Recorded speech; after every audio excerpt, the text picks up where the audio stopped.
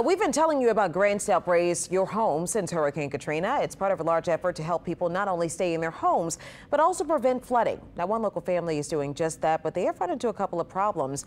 Meg Fair is joining us in studio now with the twists and turns of this story. Meg. Thank you, Charisse. Well, after Katrina, a local firefighter says he lost $25,000 when a contractor from up north left without finishing the job. So this time he called us when he got concerned about new work on his home. But this time there's a completely different ending. And I made my first 2 alarm with my brother, and it was like, I'm hooked. You really do get to help people at their worst. Sometimes with the shrimp boat coming in, and you got the sun rising in the background. After 30 years saving lives and property in New Orleans, Richard Veazey finally earned his dream. Stationed at the Venetian Isles firehouse and living right down the street on the waterfront. No levee, but waking up to this every day. Every morning. I've always wanted to live on the water. But no levee means flooding. So after 2.5 years, he was finally approved for a FEMA elevation grant. The contract was signed May 2021. Rubion Shoring began dismantling brick, then re-siding last October. Then beginning of September, last month, his family moved to a relative's as the raising began. I can cross straight into my house. There's nothing there.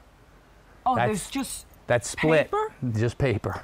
But as time ticked away with no visual progress, signs of problems as it sat, unreturned calls, and his belongings and clothes out of reach, Richard became frustrated. It took me many years to be able to buy out here and live out here and raise my family out here, and I just want to be home, you know? It's stressful, it's hard on your family. You can see the seams are starting to crack and the mold and mildew on the sheetrock above us. So he came to us for help. We called Rubion Shoring. Company owner Dennis Rubion got right back with us. Then he and a manager came out on site on short notice. There was a lot of, we'll be out Monday. 1 Monday goes by, 2 Mondays go by, 3 Mondays go by. Our loss of time between the time lifting and where we are today, I take full responsibility for because I had one of my guys that said, look, I really am not comfortable, which I appreciate. The men pored over designs. One delay, finding someone experienced in raising a house this extra height.